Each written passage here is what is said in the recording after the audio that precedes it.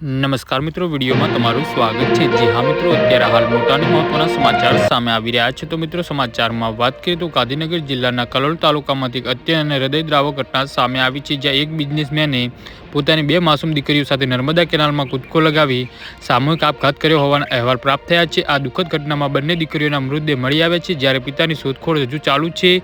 આ ઘટનાના પગલે સમગ્ર રબારી સમાજ અને પંથકમાં શોકનું મોજું ફરી વળ્યું છે।